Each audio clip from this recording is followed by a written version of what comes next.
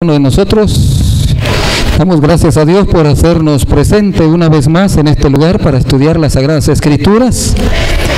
Hoy vamos a estudiar una frase apocalíptica que se llama el testimonio de Jesucristo. Pastor, eso no fue lo que dijo usted que íbamos a estudiar ayer. Usted nos dijo que ese era el tema.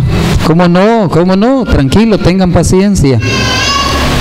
Así que antes de entrar al mensaje de esta oportunidad, quisiéramos ver de pie a los líderes, ancianos y un representante de cada familia. ¿Está bien? Para que nuestros hermanitos puedan pasar a repartirles una copia del mensaje de esta oportunidad. Mientras ustedes reciben la copia, a ver, pónganse de pie, un miembro de cada familia, líderes, ancianos, para que reciban una copia y cuando la reciban pueden sentarse. A ver, los demás, pensemos, si nos dieran a escoger qué miembro de nuestro cuerpo vamos a perder y le dijeran a usted cuál quiere perder, cuál miembro de su cuerpo quiere perder, ¿cuál escogerían ustedes? ¿Se quedarían sin hablar? ¿Les gustaría quedarse sin habla? ¿A cuánto les gustaría quedar sordos? ¿A cuánto les gustaría quedar ciegos? ¿Cojos? ¿Sin poder caminar? ¿Nadie? ¿Nadie se anima a perder un miembro? Pues aunque ustedes no lo crean, espiritualmente hablando, hemos perdido un miembro. Importante miembro. La vista. Ah, sí, ahora sí, ¿verdad? Ayer dijimos que hoy vamos a estudiar cuáles son los ojos de la Iglesia Adventista del Séptimo Día para estos últimos días. ¿Cuáles son los ojos? Y usted va a descubrir de que en realidad estamos a punto de perder la vista. Pero así como cuando usted va donde el oftalmólogo y le dice, mire, usted está a punto de perder la vista, pero si le doy este tratamiento y lo sigue al pie de la letra, usted puede recuperar la vista. ¿Saben ustedes que en 1982, estando en la Universidad de Costa Rica, me fallaban los ojos, pero me empezaba apenas?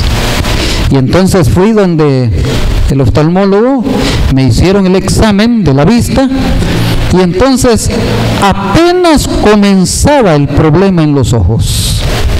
Y el doctor todavía me dijo, su problema es recuperable. Le vamos a dar lentes.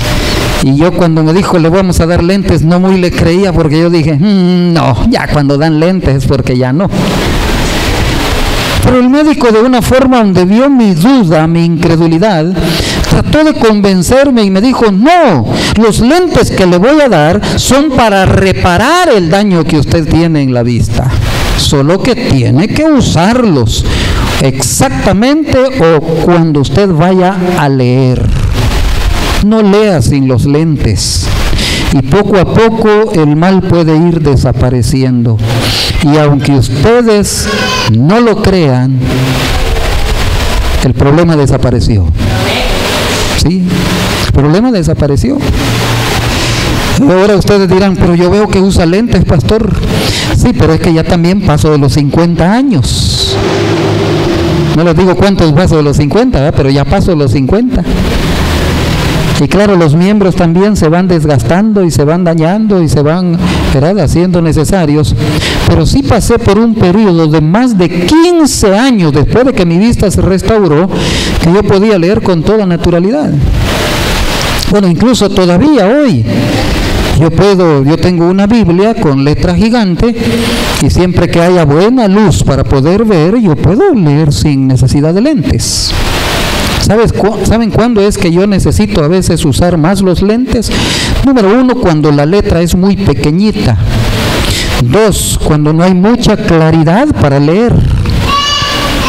Número 3, cuando yo he usado computadora o celular. Aquí va un consejo. Al usar mucho la pantalla, la computadora o el celular, ¿qué pasa con la vista? Se arruina, se daña. Así que hay que usarlo, si es necesario, moderadamente. Si hay algo para proteger la pantalla de la computadora, por ahí veo que ofrecen cosas para poder proteger la pantalla, que no dañe mucho la vista, hay que hacerlo. Si podemos bajarle al celular el brillo, que no pegue tan fuerte en los ojos, sería bueno, para que la vista entonces, bueno, ni tan ni muy, ¿verdad? Porque si le bajamos demasiado vamos a forzar la vista y no vamos a poder ver. Así que un término moderado. Ahora, hermanos, déjenme decirles que la mayoría de los cristianos adventistas tenemos un problema con la visión, espiritualmente hablando. Tenemos un problema con los ojos espirituales, ¿verdad? Estamos a punto de perder la vista espiritual, pero hoy vamos a dar el tratamiento. Y esperamos que cada uno de nosotros podamos aceptar el tratamiento que traemos para cada uno de nosotros y poder descubrir cuál es el tratamiento para que yo no me quede ciego totalmente en la vida espiritual. Así que comencemos con 1 Corintios capítulo 12. En 1 Corintios capítulo 12, el apóstol San Pablo compara la iglesia con un cuerpo. Dice que la iglesia, al igual que el cuerpo, debe de ser una sola. Pero la iglesia, al igual que el cuerpo, se compone de muchos miembros. Así que la iglesia debe ser compuesta de muchos miembros, pero con un solo propósito: que todo el cuerpo camine bien, para la honra y la gloria de nuestro Dios. Amén. Así que cada miembro de Dios nos ha concedido también un don. Y si todos los miembros de la iglesia adventista componen el cuerpo de Cristo y cada uno tiene un don, dice el apóstol San Pablo a los Corintios que ese don es para la edificación del cuerpo de Cristo. Eso es lo que dice el Escrito. Es decir, que cada miembro del cuerpo Dios le ha dado todo para el bien del cuerpo. Así como el cuerpo, los miembros deben de trabajar bien para que el cuerpo, que es la iglesia, pueda marchar bien. Pero ¿qué pasa cuando tenemos un uñero en el pie? ¿Caminamos bien? ¿Qué pasa cuando tenemos una basura en el ojo? ¿Miramos bien? ¿Qué pasa cuando tenemos ampollas en las manos? ¿Trabajamos bien? ¿Qué pasa cuando un miembro del cuerpo se siente porque está dolorido o tiene algún problema físico, de enfermedad o cualquier otra razón? ¿Trabaja el cuerpo bien? La Biblia dice que cuando un miembro del cuerpo se siente, todo el cuerpo se resiente. Así que en esta ocasión vamos a hablar de un don que Dios ha dado a la iglesia adventista del séptimo día.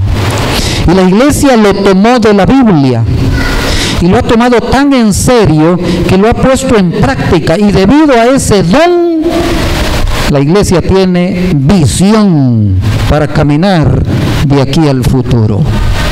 Y toda la iglesia debe de conocer bien ese don, y debemos de aprovechar el don que Dios le ha dado a la iglesia. Ahora este don constituye los ojos de la iglesia.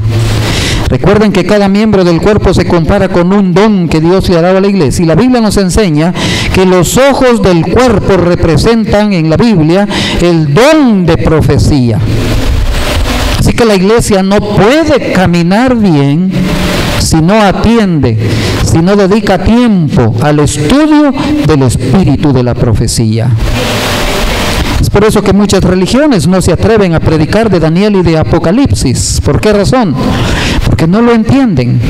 Pero Dios le dio a la iglesia adventista el don del espíritu de la profecía. Y a raíz del don del espíritu de profecía, que comprende más de 60 libros, nos ayudan a comprender no solamente las profecías bíblicas así en una forma general, sino también los eventos que están sucediendo en el presente y lo que falta para el futuro y cómo podemos conducirnos y prepararnos para lo que viene según las profecías bíblicas.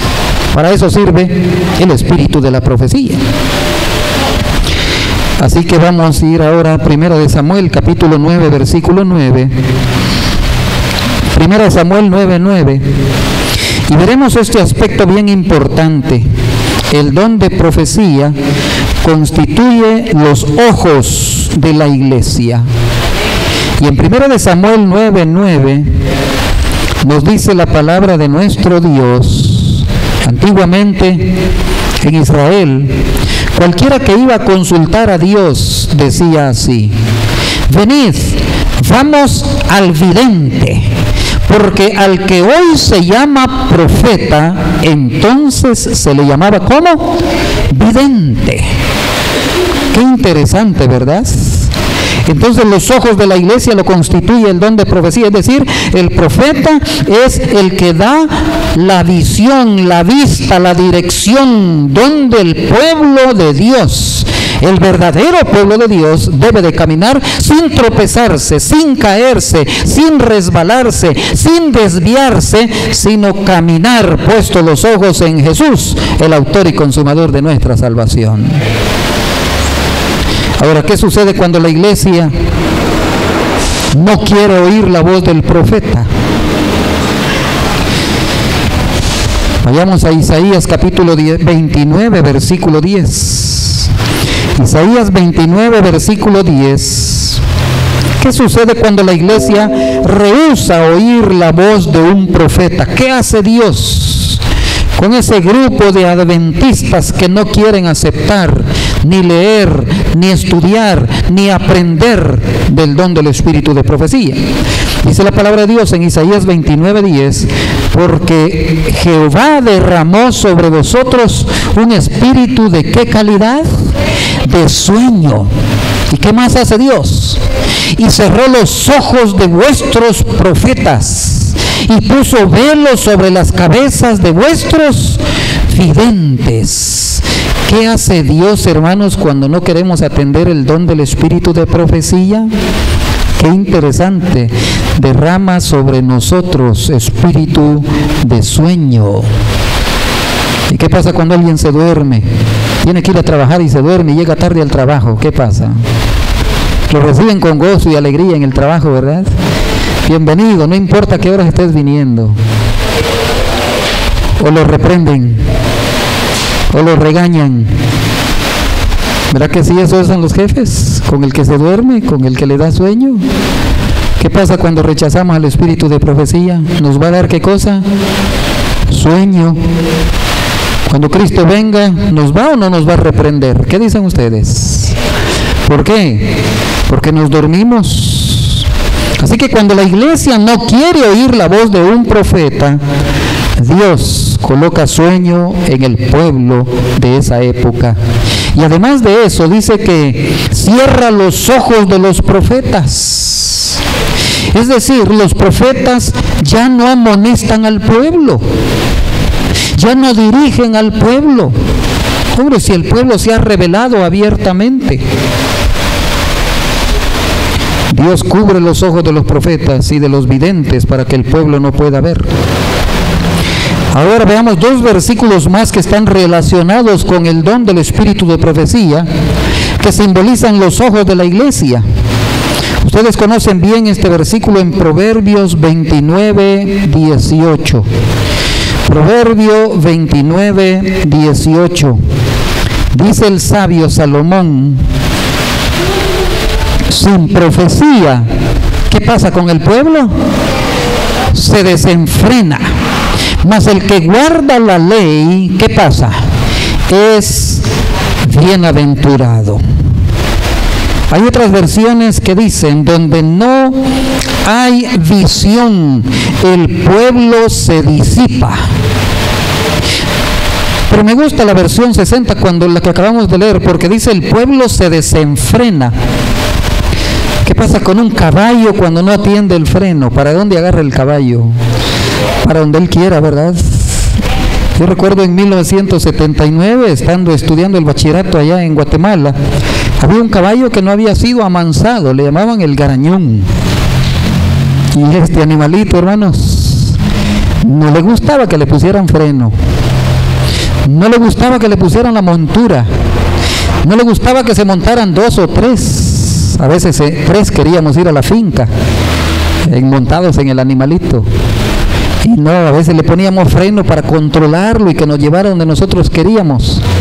Hasta se rajaba el pobre de aquí cuando lo frenábamos o le buscábamos la dirección.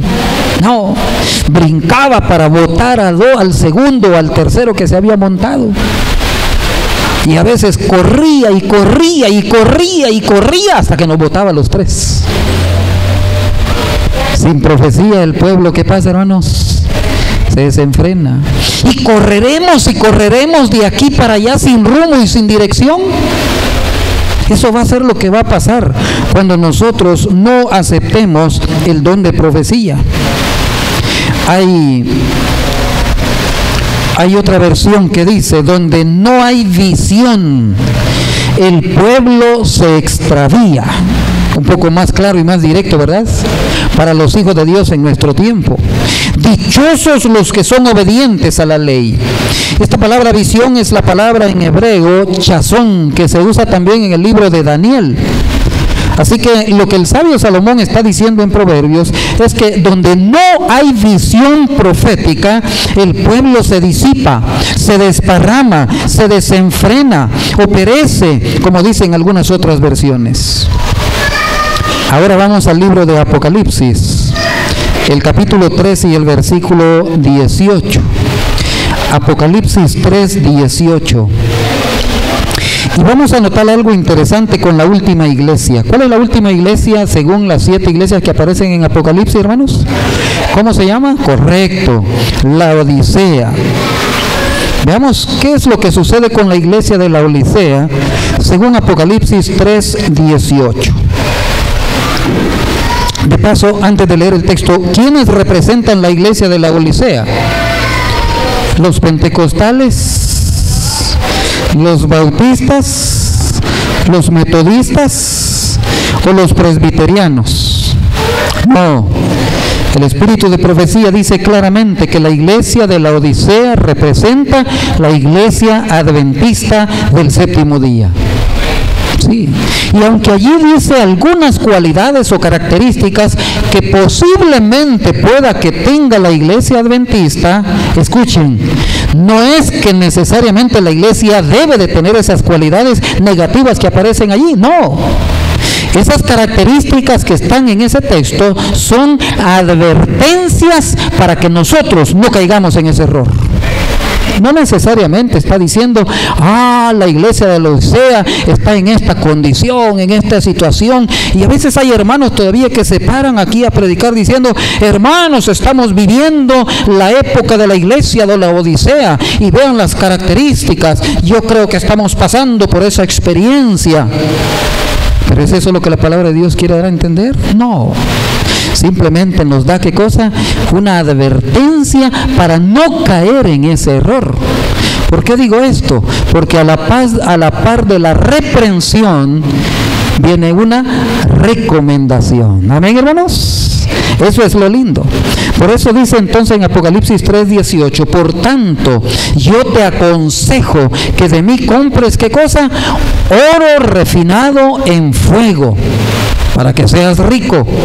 Y todo esto tiene su aclaración, su explicación. Te aconsejo vestiduras blancas para vestirte. ¿Y cuáles son las vestiduras blancas, hermanos? El maravilloso manto de justicia que Cristo coloca en todos sus hijos que se arrepienten. Te recomiendo que no se descubra la vergüenza de tu desnudez. ¿Se acuerdan de Adán y Eva cuando pecaron? ¿Qué fue lo rapidito que hicieron ellos? Cosieron hojas de higuera, pero se fueron a esconder. Y cuando Dios los buscó y los encontró, entonces le dice a Adán, ¿dónde estás? Oí tu voz en el huerto, contesta Adán, tuve miedo y me escondí. ¿Acaso alguien te dijo que estás, qué cosa? ¿Desnudo? ¿Estaba desnudo Adán? No, ya se había tapado con hojas de higuera. No estaba desnudo. Es que no está hablando de la desnudez física, sino de la desnudez del alma. El pecado le mostraba la desnudez. ¿Por qué la desnudez? Porque estaba frente a Dios que todo lo sabe. Amén, hermanos. Cuando pecamos, podemos escondernos de cualquier ser humano, pero nunca nos vamos a esconder de Dios. Y por eso dice, yo te recomiendo que compres vestiduras blancas para vestirte, para que no se descubra la vergüenza de tu desnudez. Unge tus ojos con colirio para que veas. Así que, ¿hay o no hay una recomendación, mis queridos hermanos? Hay una recomendación. Y qué lindo, ¿verdad? Esa última frase. ¿Qué es lo que nos propone? Colirio para que te lo pongas en los ojos. Y esta versión de la NBI dice, para que recobres la vista. Qué interesante, ¿verdad? O sea, estás a punto de perder, ¿qué cosa? La vista. Estás a punto de quedarte ciego. Pero yo te recomiendo que uses, ¿qué cosa? Colirio para que recobres la vista. ¿Y qué es lo que estamos haciendo en este momento, hermanos? Estudiando la recomendación de la Biblia para no quedarnos ciegos espiritualmente. ¿Amén? Claro que sí. Ahora, ¿estamos claros que la última iglesia tendrá el don profético? Bueno, recordémoslo, ¿por qué no lo leemos nuevamente? Apocalipsis capítulo 12, versículo 17. Apocalipsis 12, 17. Ya lo vimos, ¿verdad? Aquí en Apocalipsis 3:18 se nos recomienda de que usemos colirio para que lo pongamos en los ojos y recobremos la vista. Porque Apocalipsis 12:17 dice, entonces el dragón se llenó de ira contra la mujer. Se fue a hacer guerra contra el resto de la descendencia de ella. Y ahora pregunto, ¿quiénes somos? A ver, leámoslo en la pantalla. Los que guardamos, a ver, personifiquémoslo, hermanos, amén, para la honra y la gloria de Dios. ¿Ah? El dragón se llena de ira contra la mujer, se va a hacer guerra contra el resto de la descendencia de ella. ¿Quiénes somos? Los que guardamos los mandamientos de Dios y tenemos el testimonio de Jesucristo. Ahora sí, hermanos, llegamos al texto clave que nos da la respuesta. ¿Y cuál es el testimonio de Jesucristo? El espíritu de la profecía, capítulo 19 de Apocalipsis, versículo 10.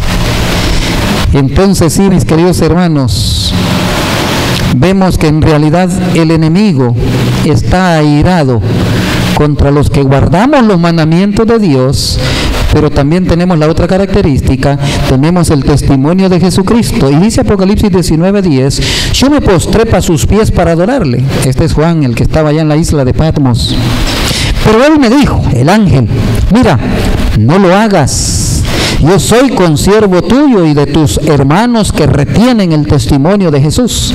Adora a Dios, porque el testimonio de Jesús es el espíritu de la profecía. Ahora, ¿la iglesia adventista tiene el don del espíritu de la profecía? Claro que sí. ¿Y por qué se llama espíritu de la profecía? Por dos razones. Razón número 1. Cuando Cristo se fue al cielo, dijo, no os dejaré huérfanos, les voy a mandar un consolador y estará con ustedes para siempre. ¿Quién es el consolador, hermanos? El Espíritu Santo. El mismo que inspiró las Sagradas Escrituras puede iluminar nuestra mente para comprender los designios de Dios. ¿Estamos claros? Por eso se llama el Espíritu de la profecía. Porque el Espíritu Santo inspiró a los santos hombres a escribir. Y el mismo Espíritu Santo también nos ayuda a comprender, como le decíamos ayer, ¿verdad? Que el diablo no quiere que entendamos, ¿qué cosa? El significado, el tiempo y el lugar. Pero cuando nosotros nos consagramos a Dios y nos entregamos a Él, entonces podemos entender el espíritu de la profecía, las profecías apocalípticas. Ahora, ¿por qué se llama de profecía?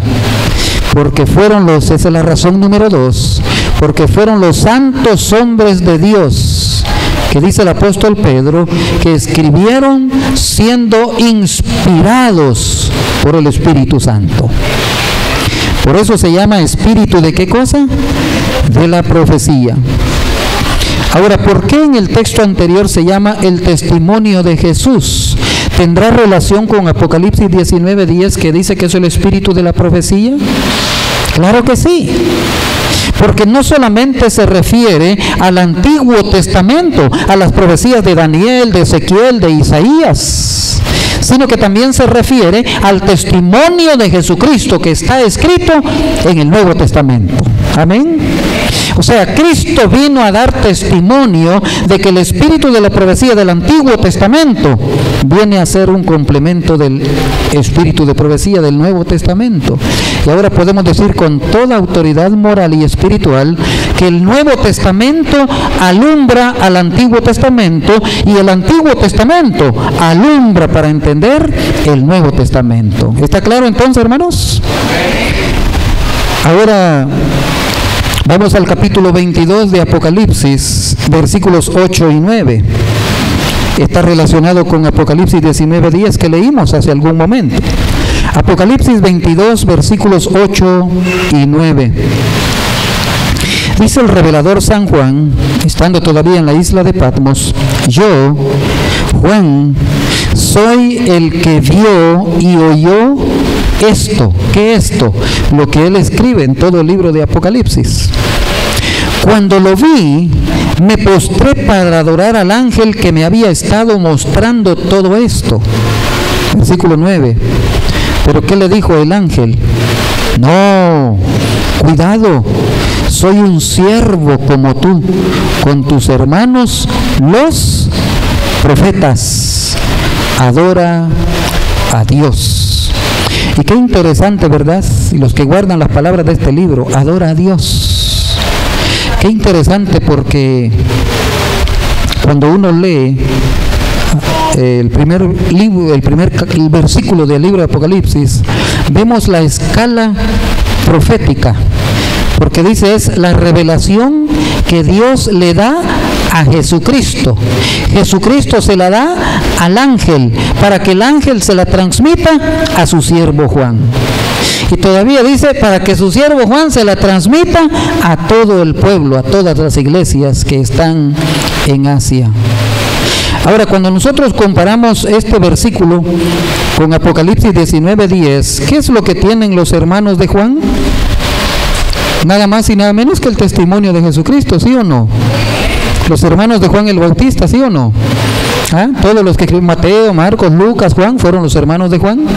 Santiago, que fueron los escritores, el apóstol Pedro, amén, hermanos, fueron los escritores del Nuevo Testamento y ellos tienen exactamente el testimonio de Jesucristo. Así que el testimonio de Jesús son los hermanos de Juan, según el texto que acabamos de leer.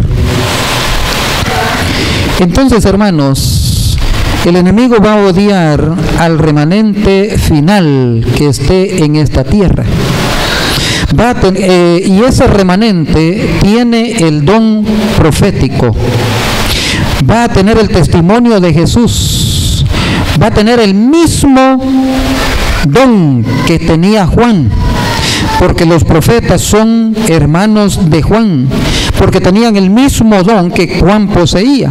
Ahora nosotros los adventistas creemos que el espíritu de la profecía, vuelvo a repetir, ha venido a ser un complemento para que nuestra vida espiritual se afirme en lo que la palabra de Dios dice.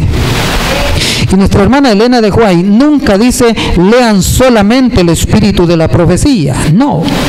Ella casi siempre nos envía a estudiar la Biblia, las Sagradas Escrituras. Pero uno a veces siempre llega a los libros de Elena de Huay para comprender la palabra de nuestro Dios.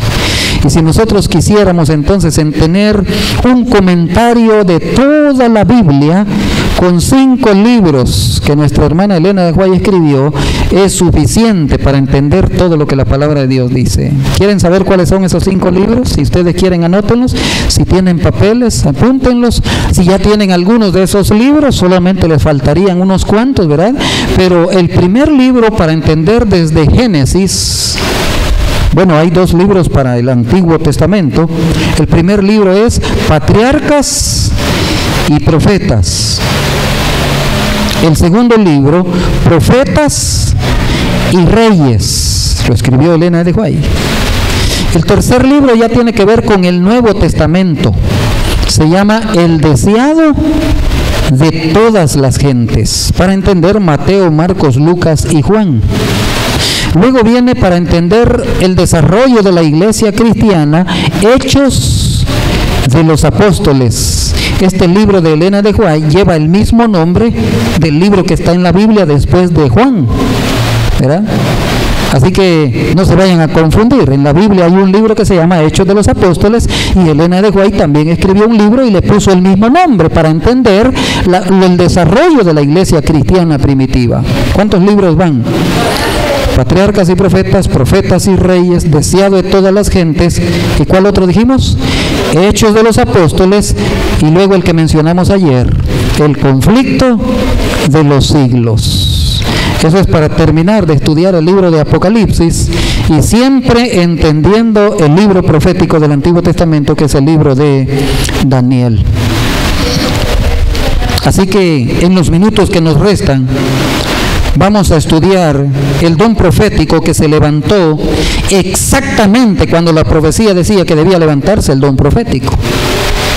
Es decir, no es orgullo ni vanagloria, pero la iglesia adventista del séptimo día nació en el momento exacto de la profecía. No es que a alguien se le ocurrió así decir, ¿verdad? Comencemos a predicar y cuando la gente venga, pongámosle un nombre a esta iglesia. No.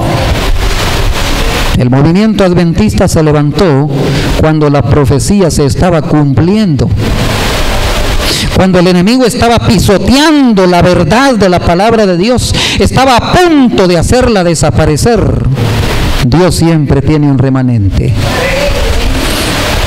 Y aunque justo en 1844 no se llamaban adventistas del séptimo día, porque el nombre se lo pusieron en 1863, pero sí ese remanente comenzó a levantar el estandarte de su fe, las doctrinas que estaban a punto de perderse. Y se cumplió que ese remanente era el que iba a tener el don del espíritu de la profecía. Muchos no querían aceptarlo, pero a final de cuentas terminaron aceptando el don profético de Elena Harmon de White. Hoy vamos a hablar del testimonio de Jesucristo, pero antes necesitamos entender qué es lo que hace Dios cuando le da al profeta una profecía de tiempo. Saben que en el Antiguo Testamento hay varias profecías que se relacionan con la profecía más larga de tiempo que mencionamos ayer, de los 2300 días. Pero déjenme explicarles cómo funciona este asunto. Cuando Dios da una profecía de tiempo, lo que Dios hace es escoger a un individuo consagrado y entregado a las cosas de Dios. Lo capacita. Y ese profeta, Dios le concede un mensaje y entonces le dice: predica este mensaje al pueblo remanente que tienes en tu época.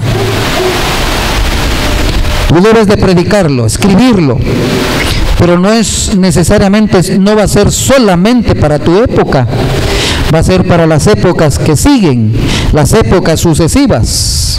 Ahora, mis queridos hermanos, no es verdad que la verdad presente que escribió Elena de White para su época es la misma verdad presente para nuestros días. Es la misma verdad presente que el pueblo de Dios necesita en nuestros días. Ahora, lo interesante es que esa profecía que Dios le da al primer profeta, un mensaje, a veces lo vuelve a repetir con otro profeta más en el futuro.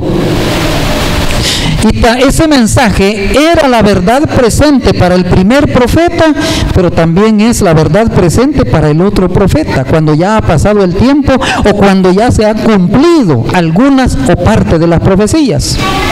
Es decir, cuando Dios le dio un mensaje a un profeta del Antiguo Testamento, y esa profecía se llegó a cumplir, Dios le vuelve a dar el mensaje a un nuevo profeta, es la misma profecía, pero ahora se la está dando a otro, y era la verdad presente para antes, pero también es la verdad presente para el profeta presente. ¿Están entendiendo? Y se cumple al pie de la letra para la honra y la gloria de nuestro Dios. ¿Por qué no vemos un ejemplo en la palabra de nuestro Dios? Esa es la forma en que Dios trabaja cuando Dios levanta a un profeta en el Antiguo Testamento. Veamos un ejemplo. Comencemos preguntando, ¿quién fue el primer profeta de la Biblia? ¿Alguien sabe? ¿Cuál fue el primer profeta de la Biblia? ¿Nadie? Bueno, el primer profeta de la Biblia fue Enoc. ¿Verdad? Gracias, hermana. Leámoslo en Judas, capítulo 1, versículo 14. Judas 1, 14. Y también el versículo 15. El primer profeta que Dios le dio un mensaje, y para Enoc era la verdad presente. ¿Qué dice Judas 1, 14 y 15? Dice, de estos también profetizó Enoc, séptimo de Adán, diciendo, he aquí vino el Señor con sus santas decenas de millares. Y el versículo 15 dice, para hacer juicio contra todos y dejar convictos a todos los impíos de todas sus obras impías que han hecho impíamente, y de todas las cosas duras que los pecadores impíos han hablado contra él. ¿Predicó Enoc algún mensaje de amonestación, hermanos? ¿Sí o no? Especialmente el versículo 15, ¿verdad? Para someter a juicio a todos, para reprender a todos los pecadores impíos. Ahora, ¿cuál es el mensaje de Dios para Enoc? Es un mensaje de juicio. Enoc, voy a traer un juicio a esta tierra. ¿Sí? Ese fue el mensaje en la época de Enoc. Ahora, ¿era la verdad presente en la época de Enoc? Sí, era la verdad presente. ¿Tenía la gente que prepararse para estar preparada para el juicio que venía? Tenían que estar preparados. ¿Sí? Ahora, ¿de qué juicio estaba profetizando Enoc? Enoc, mis queridos hermanos, profetizó de dos eventos. Número uno, del juicio que vendría para los antediluvianos. Y número dos, del juicio que estamos viviendo en la actualidad. O sea que profetizó para el juicio de los antediluvianos y el juicio investigador que ya empezó en 1844. Que este juicio continuará allá en el cielo en los 1000 años cuando estemos allá, un juicio aclaratorio. Y que después de los 1000 años el juicio va a concluir con un juicio ejecutivo. Van a ejecutar sentencia, unos para vida eterna y otros para condenación eterna. De esos profetizó ¿quién? Enoc. Ahora yo les pregunto, ¿levantó Dios otro profeta después para poder mencionar el mismo mensaje años después que Enoc vivió en esta tierra? ¿Dónde está esta profecía de tiempo que Dios le dio a Enoc y que años después se la volvió a dar a otro profeta y que también era la verdad presente? En el libro de Génesis, capítulo 5, versículo 21. Génesis 5, 21. Y si a alguno de ustedes les gustan las matemáticas, agarren un papel y lápiz, porque vamos a usar un poquito de sumas. Qué interesante, yo en un momento dado, bueno, varias veces he leído la Biblia, para ser un poquito exacto, 22 veces, 22 años he leído la Biblia, el año bíblico. Y siempre me había preguntado, ¿por qué existe aquí en la Biblia cuántos años vivió fulano? ¿Han leído ustedes esa frase, este pasaje de la Biblia? Y fulano vivió tanto tiempo y engendró a fulano de tal. Este otro vivió tanto y engendró a fulano de tal. Llegué al punto de ponerle a esa sección de la Biblia los engendros. A veces habían nombres difíciles de pronunciar, y este engendró a este, y engendró a este, y este engendró a este. Entonces yo dije, no, hombre, esto parece los engendros, que uno iba engendrando a otro. Pero me llamó la atención porque yo decía, ¿para qué Dios puso que vivió tanto tiempo, y vivió tanto tiempo, y vivió tanto tiempo? Nunca me imaginé yo para qué iban a servir, cuánto había vivido cada uno de esos personajes. Y aquí en Génesis 5:21 dice, Enoc tenía 65 años y engendró ¿a quién? A Matusalén, ¿verdad? Engendró a Matusalén. Paremos un poquito. Pregunto, ¿los nombres en la Biblia tienen significado? ¿Sí o no? Más de 70 veces en Génesis los nombres tienen un significado crucial. Unos a favor, otros en contra. Por ejemplo, ¿cómo le puso Adán a su esposa, a su mujer? ¿Cómo se llamaba la esposa de Adán? Eva. ¿Qué significa Eva? Madre de todos los seres vivientes, ¿verdad? Así es, correcto. Ahora, Dios le cambió el nombre a Sarai, que era esposa de Abraham, ¿sí o no? Le cambió el nombre, se llamaba Sarai. ¿Cómo le cambió el nombre? Solamente le quitó la última letra, ¿verdad? De Sarai pasó a ser, ¿qué cosa? Sara. Se llamaba Jacob. ¿Cómo llegó a llamarse después? Israel. ¿Qué significa Israel? Correcto, vencedor, porque has peleado con Dios y los hombres y has vencido. Así que en Génesis los nombres son de crucial importancia. La pregunta clave para nuestro estudio es, ¿por qué le puso Enoc a su hijo Matusalén? ¿Alguien sabe lo que significa el nombre Matusalén? Viene de dos raíces hebraicas. La raíz mu, que significa muerte, y la palabra sala, que significa enviado. Así que juntando las dos palabras, lo que significa, el nombre Matusalén significa, cuando él muera, será enviado. Ahora la pregunta es, cuando Matusalén muriera, ¿qué era lo que iba a ser enviado? El juicio. El mismo juicio que predicó ¿quién? Su tatarabuelo Enoc.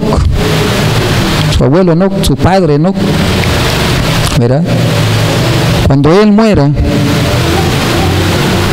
será enviado el juicio en esta tierra. Ahora, ¿cuántos años vivió Matusalén? De paso, es el hombre que más años ha vivido en esta tierra, ¿verdad? Bueno, aparte de Enoc, ¿verdad? Que Enoc Dios se lo llevó, no vio la muerte y sigue viviendo. Pero aparte de Enoc, aquí en esta tierra, vivir en esta tierra, ¿cuántos años vivió Matusalén? 969 años. 969 años vivió Matusalén. ¿Por qué Dios escoge a Matusalén? Para poder decir, cuando Matusalén muera, será enviado el juicio. Lógico. Cuando el hombre que más haya vivido en la tierra, es porque la misericordia de Dios fue tan grande, tan amplia, tan extensiva, que voy a ocupar el hombre que más viva en la tierra para que todos sepan que Dios les ha dado una oportunidad. Claro, de aquí surge otro caballero, ¿verdad?, que vamos a ver más enseguida, ¿verdad? Pero ahora vamos a Génesis 5:25. Vamos a la descendencia de Matusalén. Génesis 5:25. ¿Cuántos años tenía Matusalén cuando engendró a otro caballero? Y aquí sí viene la matemática. Anótenlo. Matusalén tenía 187 años cuando llegó a ser padre ¿de quién? De Lamec. ¿Y cuántos años tenía cuando engendró a Lamec? Entonces dice ahí 187. Así que ahí en un papel blanquito, ¿verdad? Anoten el número 187. Aquí vamos a ver el significado, para qué sirven todos esos números que aparecen en la Biblia, ¿verdad? No de todos, pero por lo menos con este ejemplo ya nos podemos ir con otros pasajes de la Escritura. ¿Cuántos años tenía entonces cuando engendró a Lamec? 187. Versículo 28, Génesis 5:28. Lamec tenía, ¿cuántos años?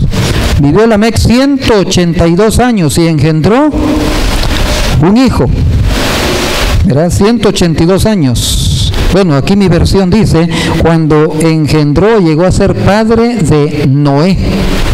¿Cuántos años tenía entonces Lamec? 182, ¿verdad? Ahora, si sumamos 187 más 182, ¿cuánto nos da? 369. Y este fue el que engendró, aunque aquí no sé por qué no lo dice, ¿verdad? Porque quizás más enseguida dice, quizás en el otro texto lo dice, ¿verdad? Pero engendró a Noé. ¿Ah? Sigamos leyendo, capítulo 7 de Génesis, versículo 11. Vamos con Noé ahora. Génesis 7, 11. Cuando Noé tenía 600 años, precisamente en el día 17 del mes segundo, se reventaron las fuentes del mar profundo y se abrieron las compuertas del cielo. ¿Cuántos años vivió Noé antes del diluvio entonces? ¿Ah? ¿Cuántos años? ¿Cuántos años dice ahí? 600 años vivió Noé. Ahora, si sumamos 600 años más 187 más 182, ¿cuánto nos da? 969 años. ¿Quién fue el que vivió 969 años, hermano? Matusalén. O sea que Dios lleva todo al pie de la letra. Fulano nació, engendró al otro a la edad de tantos años y luego engendró al otro. Sumemos los años que había vivido este, más los años del otro, más los años de Noé, y nos da un total de 969 años. Y es justo y exacto lo que vivió, ¿quién dijimos? Matusalén. Entonces la profecía decía que cuando Matusalén muriera, ¿qué era lo que iba a venir? El diluvio, el juicio sobre toda la tierra. ¿Verdad que es interesante también estudiar la palabra de Dios con los años? ¿Verdad que los años también tienen que ver con la profecía bíblica? No lo habíamos visto desde ese punto de vista, ¿verdad? Matusalén murió a los 969 años de edad. El Espíritu de Profecía dice, semanas antes que cayera el diluvio. Ya Dios lo había profetizado. Su nombre significa, cuando éste muera, será enviado. ¿Será enviado qué cosa? El diluvio. ¿Qué significaba? Los juicios de Dios sobre todo el planeta. Ahora yo pregunto, cuando este periodo se estaba terminando, ¿levantó Dios a otro profeta? ¿Cómo se llamó el último personaje que dijimos ahí en la Biblia? Noé. ¿Qué dice la Biblia de Noé, hermanos? Segunda de Pedro 2:5. ¿Predicó Noé el mismo mensaje de Enoc? ¿Sí o no? ¿Por qué no lo leemos? Segunda de Pedro capítulo 2 versículo 5. Dice la palabra de nuestro Dios: y si no perdonó al mundo antiguo, sino que guardó a Noé, pregonero de qué cosa, hermanos? De justicia, con otras 7 personas, trayendo el diluvio sobre el mundo de los impíos. ¿Cómo lo llama Pedro a Noé? Pregonero de qué cosa, hermanos? De justicia. ¿Qué fue lo que predicó Noé? Que los juicios de Dios caerían sobre esta tierra. Ahora, ¿cuánto tiempo predicó Noé? 120 años. ¿Y será que solamente él predicaba, hermanos? No, ya dijimos, ¿verdad? ¿Cómo se llamaba el padre Noé? Matusalén, ¿verdad? Abuelo, ahí estaba la generación. Y Matusalén estaba vivo en el periodo de 120 años que Noé andaba predicando. O sea que no solamente predicaba a viva voz, sino que con el testimonio de un personaje que se llamaba Matusalén. Yo me imagino que también ponía, por ejemplo, por ilustración, cuando este caballero muera, hermanos, entonces los juicios van a caer sobre esta tierra. Y a Matusalén no le quedaba otra alternativa más que aceptar la voluntad de Dios. que cuando él fuera al descanso, Dios enviaría la reprensión y los juicios a este planeta. También el apóstol Pablo, a la hora de escribir a los hermanos de Hebreos, a los hebreos, en el capítulo 11 y el versículo 7, habla de Noé. Hebreos 11, 7. Habla de que Noé, además de ser pregonero de justicia, predicó que el juicio vendría sobre esta tierra. Y dice Hebreos 11, 7, por la fe Noé, cuando fue advertido por Dios acerca de las cosas que aún no se veían, con temor preparó el arca en que su casa se salvase. Y por esa fe, ¿qué pasó? Condenó al mundo y fue hecho heredero ¿de qué cosa? De la justicia que viene por la fe. Por la fe condenó a quién? Al mundo, y llegó a ser pregonero de la justicia que viene por la fe. Ahora, otra pregunta clave en nuestro estudio. Enoc fue el primer profeta, ¿verdad? Dios le dio un mensaje de juicio. Noé, acabamos de leerlo, es el otro profeta que Dios levantó con un mensaje de ¿qué cosa? De juicio. Pero ahora el tercer detalle importante que necesitamos nosotros ver es: hubo un remanente en la época de Noé. Amén. ¿Cuántas personas? 7. Junto con Noé eran total 8. 8 comprendían el remanente. Pastor, y Matusalén, ya dijimos que murió unas 2 semanas antes, ¿verdad?, del diluvio. Pastor, y los otros que se convirtieron y fueron al descanso.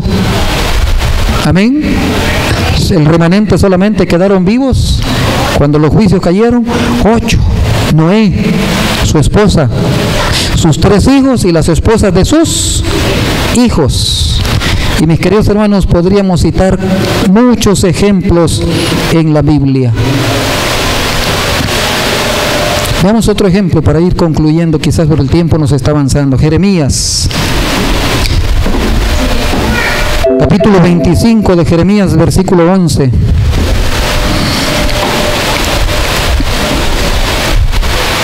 Jeremías 25. Pero antes de leer el texto, yo les pregunto, ¿ustedes creen que Jeremías fue profeta o no? Profeta, de los buenos. Y dice el versículo 11 del capítulo 25, toda esta tierra será puesta en ruinas y en espanto, y servirán estas naciones al rey de Babilonia. ¿Cuánto tiempo? ¿Verdad que ayer lo leímos también? Tiene relación el tema de ayer con el de hoy, ¿verdad? ¿Cuál era el libro favorito de Daniel? ¿Se acuerdan? ¿El libro de qué? De Jeremías. Y Daniel dice, ¿verdad? Yo estaba estudiando lo que el profeta Jeremías había escrito acerca de la abominación desoladora para el pueblo de Israel. Será llevado cautivo y se estará cautivo 70 años. Y ayer descubrimos que eran años proféticos que se multiplicaron a ser 490 años. Ahora, y cuando sean cumplidos los 70 años, versículo 12, Jeremías 25, 12, qué interesante, porque el mensaje fue enviado a Babilonia en la época de Jeremías. La amonestación también le llegó al rey. El mensaje también era de juicio, porque dice Jeremías 25, 12, cuando sean cumplidos los 70 años, castigaré al rey de Babilonia y a aquella nación por su maldad, ha dicho Jehová, y a la tierra de los caldeos la convertiré en desierto para siempre. ¿El mensaje de Jeremías era un mensaje de juicio, sí o no? Claro que sí. Ahora yo les pregunto, ¿levantó Dios a otro profeta cuando se cumplió lo que ahora Jeremías estaba profetizando? ¿A quién levantó? ¿Quién fue llevado al cautiverio? Sí, Daniel. Los 3 varones hebreos ahí estuvieron también, ¿verdad? Así que Jeremías fue el primer profeta que Dios le envió un mensaje de juicio. Ahora, ¿Daniel predicó acerca de un mensaje de juicio, sí o no? ¿Era la verdad presente para la época de Jeremías? Amén. Era la verdad presente. ¿Llegó a ser la verdad presente en la época de Daniel? Amén. Y ahora dice en Daniel capítulo 9, versículo 2, Daniel 9:2. En el año primero de su reinado, Daniel 9:2, yo, Daniel, miré atentamente en los libros el número de los años de que habló Jehová al profeta Jeremías, que habían de cumplirse las desolaciones de Jerusalén en 70 años. ¿Por qué Daniel estudia la profecía de los 70 años? Por una sola razón, porque Daniel va a hacer de la profecía de Jeremías la verdad presente para su época. Ahora apliquémoslo a nuestros días. ¿Por qué nosotros estudiamos la profecía de los 2300 días, hermanos? En donde pasamos por la profecía de Jeremías, pasamos por la profecía de Daniel, llegamos a nuestros días y todavía nos perfilamos para el futuro. ¿Por qué estudiar la profecía de los 2300 días? Porque es la verdad presente para nuestros días, para la honra y la gloria de nuestro Dios. ¿Estamos claros, hermanos? Claro, porque Dios ha levantado esa misma profecía, un profeta, y se lo dio. Fue una etapa de juicio para ese entonces. Levantó a otro profeta que era Daniel y fue la verdad presente, un mensaje de juicio para su época. Y ahora ha levantado al movimiento adventista y también es un mensaje de juicio, porque Apocalipsis 14, versículos 6 y 7 dice: temed a Dios y dadle gloria, porque la hora de su juicio ha llegado. Y es exactamente lo que le dijo Dios a Jeremías, lo que repitió Daniel y lo que estamos repitiendo nosotros como pueblo adventista. ¿Cumplió Dios esa profecía en los días de Daniel, hermanos? ¿Usó a Daniel para dirigir al pueblo en su éxodo de Babilonia? Y además pregunto, ¿sacó Dios de Babilonia un pueblo remanente? ¿Sí o no? Pero los ejemplos no terminan aquí. Vamos a ver el último. Amén.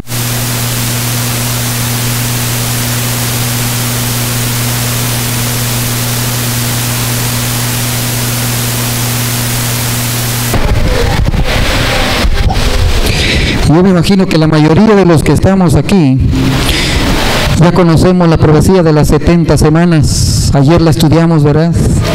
¿Conocen la profecía? No voy a leer ni siquiera los versículos, se encuentran allí en Daniel 9, 24 al 27, ayer lo leímos.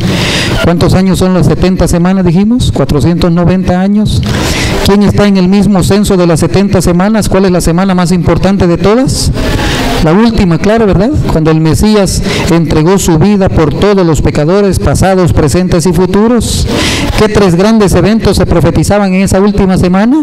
El ungimiento de Jesús, su muerte y el apedramiento ¿de quién? De Esteban. Eso fue el ungimiento de Cristo Jesús, fue en su bautismo en el año 27. Y luego él murió en el año 31. Y en el 34 entonces se consumó la profecía con el rechazo del pueblo de Dios. Y el mensaje pasó a los gentiles. Tres grandes eventos. Ahora yo pregunto, ¿era verdad presente en los días de Daniel? Amén. Y al final del periodo, ¿levantó Dios a otro profeta cuando se estaba terminando la profecía de las 70 semanas? ¿Sí o no?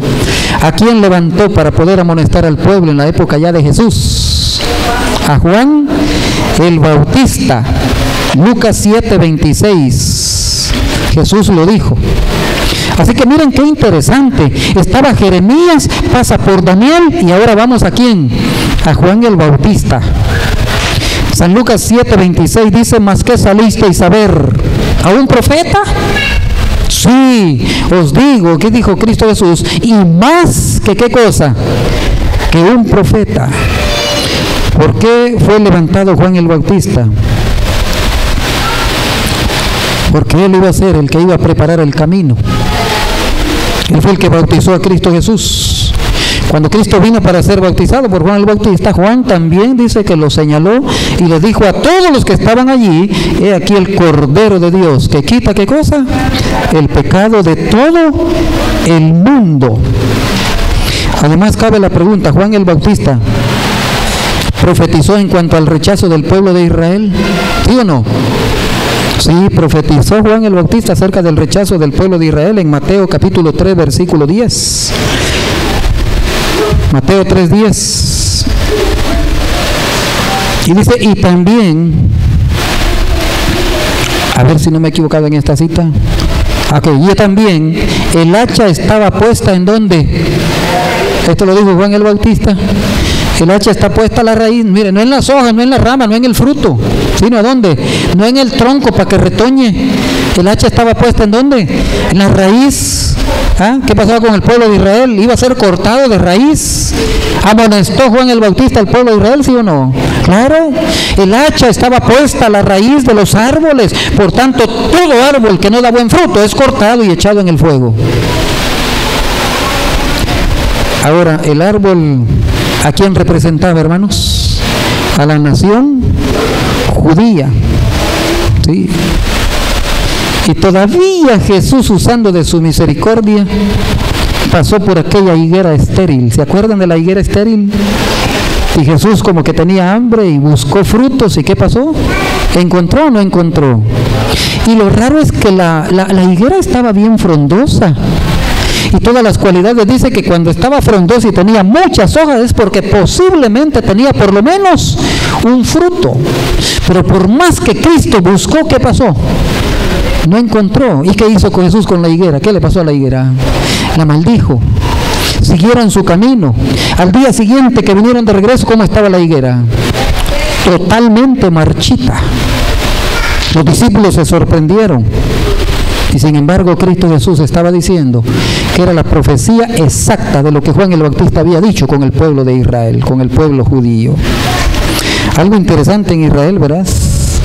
La higuera le sale primero los frutos y después las hojas. Y por eso Jesús dijo, si está frondosa de hojas debe de tener algún fruto. Ahora he dejado lo mejor para lo último. Pero quiero preguntar, ¿ya entienden cómo Dios ha obrado a través de todos los profetas, hermanos? ¿Cómo Dios capacita para enviar un mensaje de juicio? Amén. Y para ese profeta es la verdad presente. Años o siglos después levanta a otro profeta, le da el mismo mensaje de juicio y de amonestación, y para ese segundo profeta también es la verdad presente. Sí. Y qué interesante, verás, todo está conectado de acuerdo a la voluntad de nuestro Dios. Cuando la profecía se cumple, levanta a otro profeta y dice que el tiempo se ha cumplido, es para tu época. También es la verdad presente. Y siempre, siempre, siempre, siempre habrá un remanente. ¿Quién fue el remanente en la época de Jesús, hermanos? Los 12 apóstoles, para empezar. Pero ya cuando Cristo se fue al cielo, ¿cuántos se quedaron en el aposento alto? 120 personas. Ese fue el remanente que Cristo dejó. Ahora, mis queridos hermanos, Dios es grande y maravilloso. En el capítulo 12 del libro de Daniel y el versículo 9,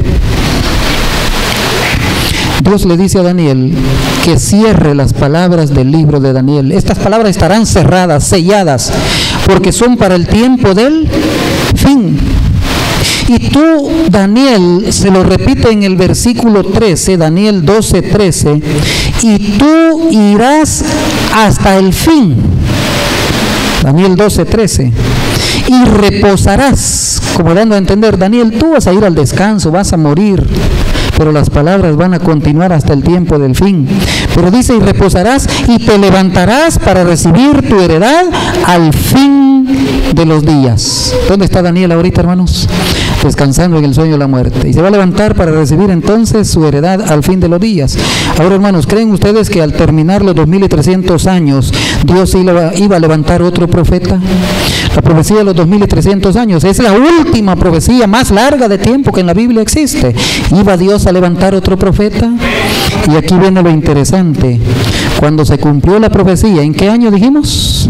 En 1844 Dios levantó a una persona que explicó esta profecía de Daniel 8:14 con exactitud para la honra y la gloria de nuestro Dios. Ajá. Pero aquí viene otra cosa más interesante que yo creo que ustedes no lo sabían. Justo cuando Dios primero llamó a un hombre, ¿verdad? William Foy no presentó la visión. Buscó a otro hombre, Hazen Fox, tampoco presentó la visión. Entonces vino Dios y llamó a una niñita. ¿Cómo se llamaba la niñita? Helena Gould Harmon. No Diane de White, porque todavía era niña de 9 años, no se había casado. Gold Harmon, nada más. Le dio la visión y Dios le dijo, cuéntala. ¿Y la contó la niña, sí o no? La contó. Cuando contó la visión, Dios le dio otra visión y la niña contó la visión. Y saben que cuando Elena de Gold Harmon estaba contando la visión, ahí estaban los otros 2 caballeros que habían recibido la misma visión. Y se lamentaron diciendo, esa visión me la dieron a mí y no la conté. Pero por no haberla contado, ¿qué pasó? Dios los hizo de un lado y tomó a una niña. Sí. Ahora, qué interesante, mis queridos hermanos. Cuando Dios levanta a la profeta Elena Gold Harmon, también Dios levantó el engaño. Perdón, el diablo levantó el engaño. Satanás levantó otros grupos que son de nuestra misma época, del nacimiento de la iglesia adventista, para confundir a toda la humanidad. ¿A quiénes levantó el diablo para engañar? En ese entonces, a los mormones con el profeta José Smith. Levantó también a los testigos de Jehová con su profeta Charles Lazo. ¿Sabían eso ustedes? Que los testigos de Jehová son de nuestra época también. Pero el diablo los levantó para confundir a la humanidad. Levantó la ciencia cristiana con su profetisa Mary Baker Eddy para confundir también, otra profeta. Levantó el espiritismo moderno con sus campeonas, las hermanas Fox de Rochester, Nueva York. ¿Con qué propósito? Engañar a la humanidad, para que la gente no hallaba ni dónde irse. Lo mismo que está sucediendo ahorita con muchas personas que quieren llegar a ser cristianas, pero están confundidos, no hay en qué iglesia aceptar. Pero con este mensaje nosotros les podemos decir, hay un solo remanente que Dios ha levantado y que tiene las características y las cualidades bíblicas y que fue levantado justo cuando la profecía se estaba cumpliendo para levantar en alto el estandarte de la fe de nuestro Dios. También levantó a Carlos Darwin con la gran teoría de la evolución. Sí, en 1844 terminó de escribir su libro titulado El origen de las especies. ¿Con qué propósito el enemigo levantó a estos grupos, hermanos? Con el propósito de engañar a la humanidad. Ahora yo pregunto, ¿por qué es que se levantaron tantos movimientos con sus profetas alrededor de este periodo? ¿Creen ustedes que es un accidente? No.